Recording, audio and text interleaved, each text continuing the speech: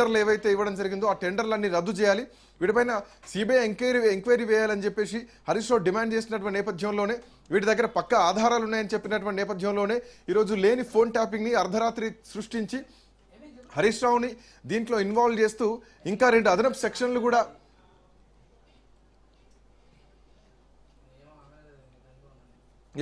ఇంకో అంటే అదనంగా ఇంకో 2 సెక్షన్లను యాడ్ చేసి ఇబ్బందులు పెట్టేటువంటి ప్రయత్నం చేస్తున్నారన్నది ప్రధానంగా బీఆర్ఎస్ పార్టీ చేస్తున్నటువంటి ఆరోపణ.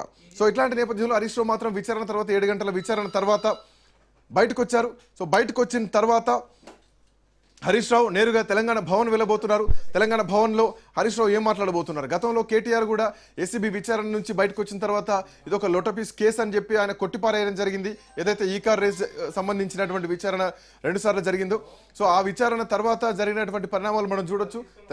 ఆ రోజు తెలంగాణ భవన్లో కూడా అసలు పసలేని కేసులను పెడుతున్నారు. హైదరాబాద్ అభివృద్ధి కోసం మీన్ చేస్తే హైదరాబాద్ని మళ్ళీ అధపాతాళానికి తీసుకెళ్తున్నారు, అభివృద్ధిలో జీరోకి తీసుకెళ్తున్నారని చెప్పేసి బీఆర్ఎస్ పార్టీ చేసినటువంటి కామెంట్స్. బట్ ఏదైనా కానీ ఈ ఫోన్ ట్యాపింగ్కి సంబంధించినటువంటి అంశం ఆల్మోస్ట్ 2024 నుంచి నడుస్తూనే ఉంది. ఇప్పటికే దీంట్లో కొంతమంది అధికారులు భుజంగరావు కానీ, లేదంటే ప్రభాకర్ రావు కానీ, ప్రణీత్ రావు కానీ, తిరుపతనన్ కానీ వీళ్ళందరినీ కూడా విచారించారు. ఇంకొంతమంది అధికారులను విచారించారు.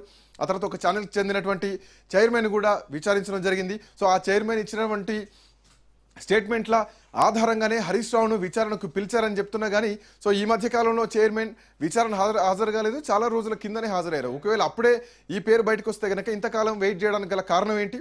ఎందుకు ఈ నైనీ బ్లాక్ సంబంధించినటువంటి బొగ్గు గనులకు సంబంధించినటువంటి అంశాన్ని, వాటాలకు సంబంధించినటువంటి టెండర్లకు సంబంధించినటువంటి అంశాన్ని తెరపైకి తీసుకురాగానే ఎందుకు ఇప్పుడే రాత్రికి రాత్రి సిట్ నోటీసులు ఇవ్వాల్సి వచ్చింది? సో ఇవన్నీ కూడా ప్రధానంగా కొన్ని అనుమానాలు అయితే రేకెత్తిస్తున్నాయి. సో ఇట్లాంటి నేపథ్యంలో హరీష్ రావు 7 గంటల విచారణ తర్వాత విచారణ ఏం జరిగింది, ఎట్లాంటి విచారణ జరిగింది అన్నది చూడాలి. అప్పటికే బీఆర్ఎస్ పార్టీ నాయకులు అన్నారు, అసెంబ్లీలో 8 మంత్రుల్ని ఎదుర్కొన్నటువంటి నాయకుడు హరీష్ రావు, అట్లాంటిది పోలీసు అధికారులను ఎదుర్కోవడం పెద్ద విషయమే కాదు, ప్రశ్నలే సరిగ్గా ఉండవు, అసలు అడిగిందే గతంలో మళ్ళీ అడిగారని చెప్పేసి కేటీఆర్ అడిగినటువంటి ప్రశ్నలు కూడా తెలుసు. సో కొత్తగా హరీష్ రావు మొట్టమొదటిసారి ఫోన్ ట్యాపింగ్ కేసు విషయంలో ఈయన విచారణకు హాజరయ్యారు. సో విచారణలో ఏం జరిగింది, హరీష్ రావు ఏం చెప్పబోతున్నారు, వాళ్ళు అడిగినటువంటి ప్రశ్నలు ఏంటి, హరీష్ రావు ఇచ్చినటువంటి సమాధానాలు ఏంటి, ఇవన్నీ కూడా కొంత క్యూరియాసిటీ పెంచుతున్నాయి. ఎందుకంటే ఫస్ట్ టైం హరీష్ రావు వచ్చారు. అండ్ మోర్ ఓవర్ దీంట్లో ఇంకొక అనుమానాన్ని కూడా ఈరోజు ఉదయం కేటీఆర్ వ్యక్తం చేయడం జరిగింది. రేపొద్దున కేసీఆర్ కూడా నోటీసు ఇస్తారేమో అన్నటువంటి అనుమానాలు కలుగుతున్నాయి అని చెప్పి. సో కేసీఆర్కు నోటీసులు ఇచ్చినా పెద్దగా ఆశ్చర్యపోవాల్సినటువంటి అవసరం లేదు. ఎందుకంటే కాళేశ్వరం ప్రాజెక్టు విషయంలో పీసీ ఘోష్ కమిషన్ ఇచ్చినటువంటి రిపోర్ట్ని ఆధారంగా చేసుకొని అటు ఈటెల రాజేందర్ని, ఆ రోజు ఆర్థిక శాఖ మంత్రిగా ఉన్నటువంటి ఈటెల రాజేందర్, ఆ రోజు నీటిపారుదల శాఖ మంత్రిగా ఉన్నటువంటి హరీష్ రావును, అంతకుముందు అప్పుడు ముఖ్యమంత్రిగా ఉన్నటువంటి కేసీఆర్ ముగ్గురిని పిలిచి విచారించారు. చివరి మెట్టు కేసీఆర్. సో ఇందులో కూడా ఇక చివరి అంకానికి చేరిందా ఈ ఫోన్ ట్యాపింగ్ విషయంలో? ఇక విచారించాల్సింది కేసీఆర్నేనా? సో మున్సిపల్ ఎన్నికల వేళ ఈ విచారణలు ఎటువైపు దారి తీయబోతున్నాయి అన్నది కూడా కొంత ఉత్కంఠమైన వాతావరణం అయితే కనిపిస్తోంది పొలిటికల్గా. అట్ ది సేమ్ టైం ముఖ్యమంత్రి కూడా దావోస్ పర్యటనలో ఉన్నారు. ఆయన ఇంకొక 4 రోజుల పాటు దావోస్లోనే ఉన్నారు. సో పెట్టుబడులను ఆకర్షిస్తూ దావోస్లో ఆయన కొంత బిజీ గడుపుతున్నటువంటి పరిస్థితి. సో ఇండస్ట్రీలను ఆహ్వానిస్తూ తెలంగాణలో పెట్టుబడుల కోసం దావోస్ పర్యటనకి వెళ్ళారు. సో ఏం జరగబోతోంది, ఎట్లాంటి పరిణామాలు ఉండబోతున్నది మాత్రం చూడాల్సింది. సో మొత్తానికి హరీష్ రావు మరి కాసేపట్లో తెలంగాణ భవన్లో మాట్లాడబోతున్నారు.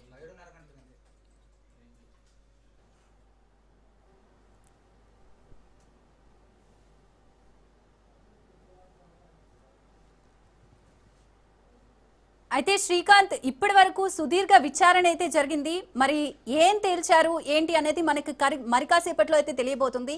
ఇటు కాంగ్రెస్ ప్రభుత్వం ఇంకా ఏం చేసే ఆలోచనలో ఉందంటారు బీఆర్ఎస్ వాళ్ళపైన? ఎస్, ఖచ్చితంగా. ఎందుకంటే కాంగ్రెస్ పార్టీ ప్రభుత్వం ఇంటర్నల్ గానే చాలా సఫికేషన్లో ఉంది. మంత్రులకు ముఖ్యమంత్రికి మధ్య ఏదో వైరుధ్యం నడుస్తోంది అన్నది ఆ స్మెల్ కానీ, వస్తున్నటువంటి వార్తా కథనాలు కానీ, ఎవరు రాపిస్తున్నారు, ఎవరు వెనకాల నుండి చేపిస్తున్నారు, చరిష్మా గల నాయకులు కోమటిరెడ్డి వెంకటరెడ్డి కానీ, భట్టి విక్రమార్క కానీ, వీళ్ళంతా అసలు సిసలైనటువంటి కట్టర్ కాంగ్రెస్ నాయకులు. సో అట్లాంటి నాయకుల మీద ఇట్లాంటి ఎలిగేషన్స్ వస్తున్నాయంటే దీని వెనకాల కారణం ఎవరు, ఎవరి ప్రేమ కోసం, ఎవరిని మెప్పించడం కోసం మా మీద ఇట్లాంటి ఆర్టికల్ రాస్తున్నారు, అదే వార్తాపత్రిక యాజమాన్యం దగ్గరికి రాష్ట్ర ముఖ్యమంత్రి ఎందుకు ప్రత్యేకంగా వెళ్ళి కలవాల్సినటువంటి పరిస్థితులు ఏర్పడుతున్నాయి. సో ఇవన్నీ కూడా చాలా అనుమానాలకు దావిస్తున్నాయి. బట్ కాంగ్రెస్ పార్టీలో కూడా ఏదో జరగబోతోంది అన్నది తెలియాల్సినటువంటి అవసరం ఉంది. మరోవర్ 2 రోజుల తర్వాత అన్ని విషయాలు బయటపెడతా అన్నటువంటి భట్టి విక్రమార్క కూడా ఏం విషయం బయటపెట్టబోతున్నారు, దీని వెనకాల ఏం జరిగింది అన్నది ఇంకా తెలియాల్సినటువంటి అవసరం అయితే ఉంది. సో ప్రస్తుతానికి కాంగ్రెస్ పార్టీ అంశం ఇంటర్నల్ సఫికేషన్ నడుస్తోంది. ఒక అగ్నిపర్వతం మాత్రం ఎప్పుడు బద్దలవుతుందో తెలియదు. సో అట్లాంటి పరిణామాలు మాత్రం కాంగ్రెస్ పార్టీలో ఉంటే కనుక ఇటు బీఆర్ఎస్ పార్టీని టార్గెట్ చేస్తూ అంటే విచారణలు ఎంక్వైరీలు అంటూ 2 సంవత్సరాల నుంచి ఈ కాలయాపన ఎంత నడుస్తుంది. సుప్రీంకోర్టు కూడా ఈ విషయంలో క్వశ్చన్ చేసింది. ఇంకెంతకాలం కాలయాపన చేస్తారు, ఈ విషయం పైన ఆధారాలు ఏమున్నాయి, సాక్ష్యాధారాలు ఏమున్నాయి, దీనికి సంబంధించినటువంటి ఎవిడెన్స్ వాస్తవ పరిస్థితులు ఏంటి అంటూ కూడా ఎవరు బయటకు వచ్చి చెప్పారు ఇప్పటివరకు? కనీసం అటు ప్రభుత్వం నుంచా లేదంటే బాధితుల ఒకరు కూడా బయటకు వచ్చి ప్రెస్ మీట్ పెట్టి చెప్పినటువంటి సందర్భాలు లేవు. సో అధికారిక సమాచారం ఎక్కడ లేదు. సో ఒక అనుమానాలతో జరుగుతున్నటువంటి ఎంక్వైరీ ఇది. ఈ అనుమానాల నుంచి ఎట్లాంటి ఎవిడెన్స్ సాధించారు, ఎట్లాంటి ఎవిడెన్స్ సంపాదించారన్నది కోర్టు ప్రశ్నిస్తుంది ఖచ్చితంగా. సో రేపు పొద్దున బీఆర్ఎస్ పార్టీ కోర్టుకు వెళ్ళబోతుందా? సో ఎట్లాంటి పరిణామాలు ఉండబోతున్నాయి? మరోవర్ హరీష్ రావు మీద పెట్టినటువంటి కేసులు చూస్తే కనుక ఒక దేశద్రోహం, రాజద్రోహం లాంటి సెక్షన్లను యాడ్ చేస్తూ ఈ కేసులో ఇన్వాల్వ్ చేస్తూ ఆ సెక్షన్లు యాడ్ చేయడం జరిగింది. అంటే ఒక